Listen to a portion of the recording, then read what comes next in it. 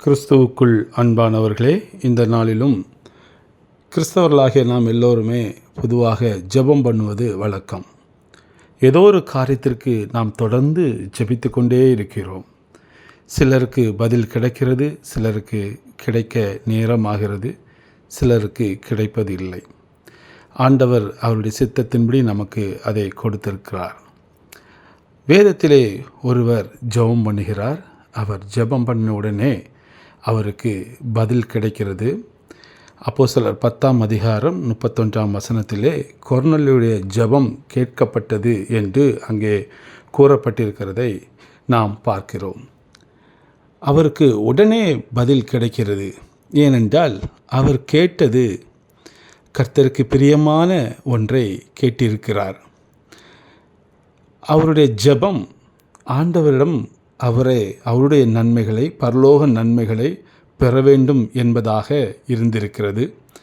எனவே அவருடைய ஜெபம் உடனடியாக கேட்கப்பட்டு அவர் கேட்டது அவருக்கு பொழிந்தருளப்பட்டிருக்கிறது. இதை நாம் அறிந்து கொள்ள வேண்டுமென்றால் அதே அதிகாரம் அப்போஸ்தலர் 10ஆம் அதிகாரம் 44, 45 ஆகிய வசனங்களை பார்க்கும் பொழுது, பேதுரு அவருடைய வீட்டிற்கு சென்றிருக்கிறார்.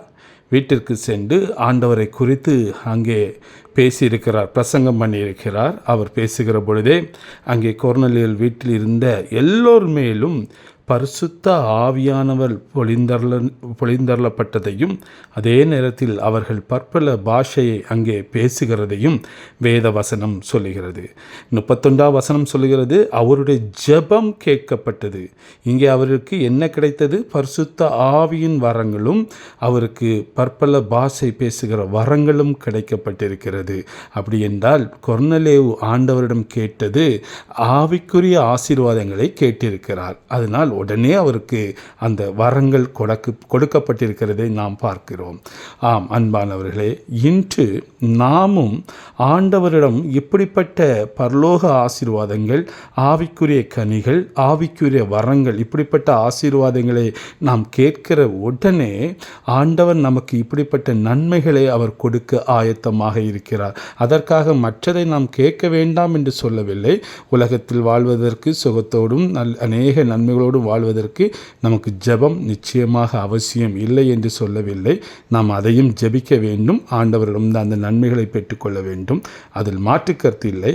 ஆனாலும் நாம் ஒருவர் கிறிஸ்துவை அறிந்தவர்கள், கிறிஸ்துவினுடையவர்கள், கிறிஸ்துவின் மீது அன்பாக இருக்கிறவர்கள், அவர்களுடைய ஜெபத்திலே முக்கியமாக கேட்க வேண்டியது ஆவிக்குரிய வரங்களை தாருங்கள், ஆவியின் கனிகள் எனக்குள்ளே கிரியை செய்யட்டும், ஆண்டவருக்கு பிரியமாக பரிசுத்தமாக வாழ்வதற்கும் நாம் அவரில் ஐக்கியப்பட்டு ஒவ்வொரு நாளும் அவருடைய வசனத்தை கைக்கொள்வதற்கு இப்படிப்பட்ட ஆவிக்குரிய நன்மைகளை ஆண்டவர் விரும்புகிற இந்த பரலோக ஆசீர்வாதங்களை நாம் கேட்க உடனே அவர் நமக்கு கொடுக்கிறார் என்பதை வேதம் இந்த பகுதியின் மூலம் நமக்கு அழகாக எடுத்து கொடுக்கிறது. ஆம் அன்பானவர்களே, இந்த நாளிலும் நாம் அநேக விதமாக ஜெபிக்கிறோம், அநேக தேவைகளை ஆண்டவரிடம் கேட்கிறோம். ஆம், எல்லாம் நல்லது தான். அதே நேரத்தில் இப்படிப்பட்ட ஆசீர்வாதங்களை நீங்கள் கேட்கும் பொழுது உங்களுக்கு உடனே கொடுக்கப்படும். அதனுடைய நன்மை, அதனுடைய சந்தோஷம், அதனுடைய பலனே அது வேற. அதனால் இன்னைக்கு நாம் ஆண்டவரிடம் இந்த கொர்நேலியு போல இப்படிப்பட்ட ஆசீர்வாதங்களை கேட்கும் பொழுது நாமும் நம்மோடு கூட இருக்கிறவர்களும் நமது குடும்பத்தார்களும் நமது சபையார்கள் நமது சமுதாயம் ஆசீர்வதிக்கப்படும். ஆண்டவர் ஒவ்வொருவருக்கும் இப்படிப்பட்ட ஆசீர்வாதங்களை கொடுத்து அவர்களை கனப்படுத்த, அவர்களை ஆசீர்வதிக்க, அவர்களை இந்த சமுதாயத்திலே, இந்த உலகத்திலே அவர்களை கர்த்தருடைய ஒரு மகிமையின் கிரீடமாக அவர்களை வைக்க ஆண்டவர் விரும்புகிறார். எனவே நாம் இப்படிப்பட்ட காரியங்களை ஆண்டவரோடு நாம் ஒவ்வொரு நாளும் கேட்கிறவர்களாக, அதை பெற்றுக்கொண்டவர்களாக, அதற்கு தகுதியுடையவர்களாக நாம் இருந்து இந்த கொர்நேலியு போல ஆண்டவருடைய சமூகத்திலே காத்திருந்து உபவாசம் இருந்து ஜெபித்து கர்த்தருக்கு பயந்து நாம் இந்த காரியங்களை கேட்குற பொழுது நிச்சயமாக கொடுப்பார். கொர்நேலியு பாருங்கள், ஒரு ஒரு ஒரு இராணுவ அதிகாரின்னு கூட சொல்லலாம். அவர் 100க்கு அதிபதி.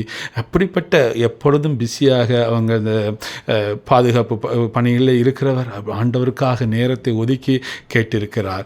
நாமும் இன்று ஆண்டவரை நோக்கி நாம் எப்பொழுதும் நாம் இப்படிப்பட்ட காரியங்களை கேட்கிற பொழுது நிச்சயமாக நம்முடைய வாழ்க்கை ஆசீர்வதிக்கப்படும்.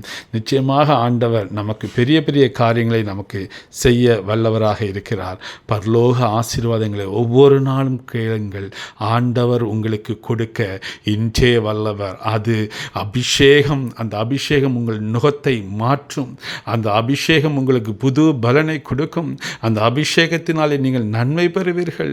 அநேகருக்கு நன்மை கொடுக்கக்கூடியவர்களாக நீங்கள் உங்களை கர்த்தர் பயன்படுத்துவார். அதனால் இன்னைக்கு இந்த ஆவிக்குரிய வரங்கள், ஆவியின் கனிகள் வேண்டும் என்று ஆண்டவரை நோக்கி ஜெபம் பண்ணுங்கள். நிச்சயமாக ஒவ்வொருவரும் இந்த வார்த்தையை கேட்கிற ஒவ்வொருவரும் பெற்று நீங்கள் ஆசீர்வதிக்கப்பட்டவர்களாக மாறுவீர்கள். கர்த்தர் தாமே இந்த வார்த்தைகளை ஆசீர்வதிப்பாராக. ஆமேன்.